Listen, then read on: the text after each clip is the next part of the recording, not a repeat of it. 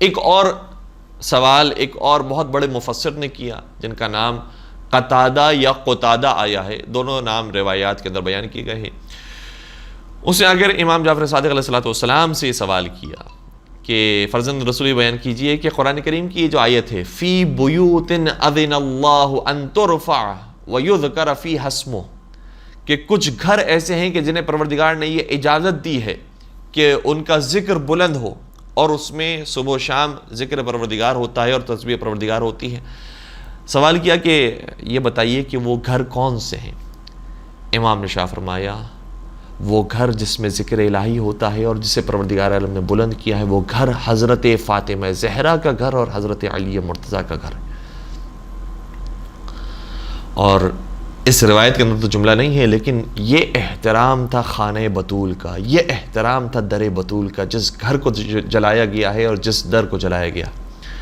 تو امام نے جب یہ بیان فرمایا تو اس کے ذہن میں کچھ اور سوال بھی پیدا ہوئے، اور وہ یہ روایت بھی یقیناً آپ کے اذان عالیہ کے اندر ہوگی کہ جب نبی اکرم سے بھی، اور اتفاق کی بات یہ ہے کہ خلیفہ اول نے یہ سوال کیا تھا کہ یہ جو آپ بیان فرماتے ہیں کہ کچھ گھر ایسے ہیں کہ جنہیں پروردگار نے اجازت دی ہے کہ ان کا مقام بلند اور بالا ہو، ان گھر کے اندر کون سے گھر شامل ہیں؟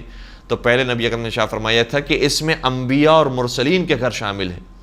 لیکن جب خلیفہ نے سوال کیا کہ کیا علی اور زہرا کا گھر بھی ان گھروں کے اندر شامل ہے، تو فرمایا تھا نعم من افاضلہا، ہاں نہ صرف یہ کہ شامل ہیں بلکہ ان گھروں میں جو افضل ترین گھر ہیں ان میں علی و زہرا کا گھر ہے۔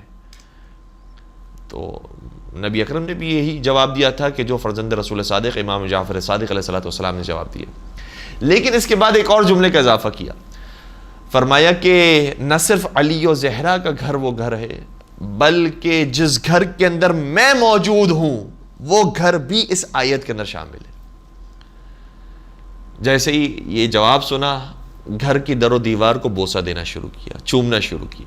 جب قتادہ اتنے بڑے مفسر، اتنے بڑے عالم، اتنے بڑے تفسیر دان، جب انہوں نے یہ کام کرنا شروع کیا اور بڑے تقدس کے ساتھ انہوں نے چھٹے سرکار کے گھر کو چومنا شروع کیا، تو امام نے ایک اور جملہ شاہ فرمایا تمہیں معلوم ہے اس گھر کی عزت کیوں ہے، اس گھر کا احترام کیوں ہے، اس گھر کو ان گھروں کے اندر کیوں شامل کیا گیا ہے جنہیں پروردگار عالم نے بلند فرمایا ہے؟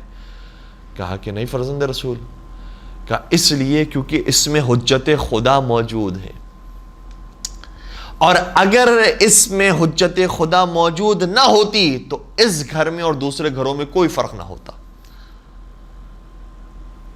حجت خدا ہے اس لیے اس گھر کی وہ اہمیت ہے۔ جب یہ جواب سنا تو مطمئن نہیں ہوا، امام نے اس کی دلیل بھی قرآن کریم سے دی۔ کہا تم نے قرآن کریم کی وہ آیت نہیں سنی کہ ارشاد ہوتا ہے بسم اللہ الرحمن الرحیم لا اقسم بہذا البلد وانت حل بہذا البلد، ہم قسم کھاتے ہیں اس شہر کی۔ کیوں قسم کھاتے ہیں اس شہر کی؟ جس شہر کو شہر مدینہ کہا جاتا ہے، جس شہر کو شہر مکہ کہا جاتا ہے، کیوں قسم کھاتے ہیں اس شہر کی؟ وَأَنْتَ حِلٌّ بِهَذَا الْبَلَدِ، کیونکہ اے رسول آپ اس شہر کے اندر موجود ہیں۔ تو مدینہ کی فضیلت اس وجہ سے نہیں ہے کیونکہ یہ مدینہ ہے، بلکہ فضیلت اس وجہ سے ہے کیونکہ اس میں صاحب مدینہ رحمت للعالمین حضرت محمد مصطفیٰ صلی اللہ علیہ وآلہ وسلم کا وجود اطہر موجود ہے۔ اللہم صلی علی محمد وآل محمد وعجل فرجہ۔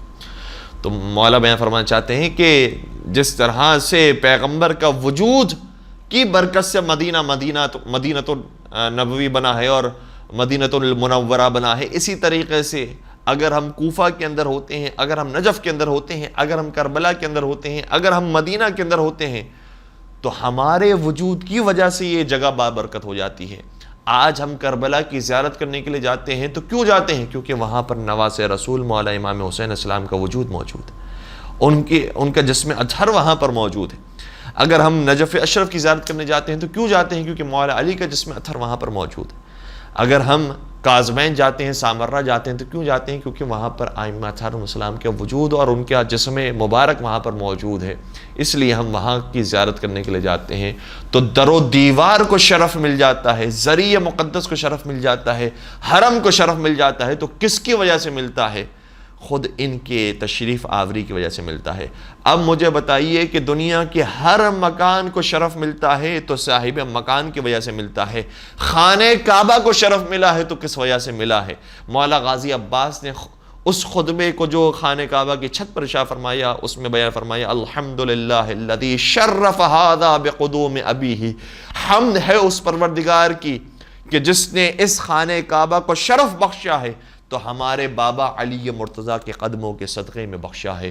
درود پڑھ دیجئے محمد و آل محمد پر، اللہم صلی علی محمد و آل محمد وعجل فرجہم۔ تو چھوٹے سرکار نے مختلف فرقوں کے لوگوں کو اس طرح سے سمجھایا اور امامت سے بھی قریب کیا کہ سمجھو امام کسے کہا جاتا ہے اور وجود امام کی کتنی برکات ہوتی ہیں۔ اور پھر جا بجا قرآن کریم کے اندر آیات موجود ہے۔ حضرت یوسف علیہ السلام خود بابرکت تھے، خود حجت خدا تھے، لیکن حجت خدا ہونے کی وجہ سے صرف ان کو فائدہ نہیں ہوا بلکہ پورے مصر کو اس کا فائدہ ہوا ہے۔ تو اگر حجت خدا کسی جگہ آ جائیں تو پورا شہر ان سے فائدہ اٹھاتا ہے۔ کاش اگر زمانے کے امام ظہور فرمائیں تو روایات یہ کہتی ہیں کہ یملأ الارض قسطا وعدلا کما ملئت ظلما وجورا، زمانے کے امام جب اس دنیا میں ظاہر ہوں گے تو جس طرح سے ظلم و جور سے دنیا بھری ہوگی، زمانے کے امام کے وجود کی برکت سے یہ ساری دنیا عدل اور انصاف سے بھر جائے گی۔ تو یہ برکات ہیں امام کے وجود کے۔ لیکن چھٹے امام امام جعفر صادق علیہ السلام کا وجود جو اتنا پر برکت تھا، اتنا پر نور تھا، ان کے وجود کو منصور دوانقی نے برداشت نہیں کیا۔ اور منصور دوانقی نے جہاں بہت سارے ستم کیے ہیں وہاں ان میں سے ایک ستم یہ تھا کہ امام کے مقام کو کم کرنے کی کوشش کی۔ کبھی بڑے بڑے علماء کو پیدا کیا اور ان کے مقابلے پر کھڑا کرنے کی کوشش کی، اور کبھی دوسرے انداز سے امام کو باقاعدہ جسمانی تکلیفیں دی ہیں، اور جب کوئی کام نہ ہو سکا تو امام کو باقاعدہ زہر دے کر شہید کیا۔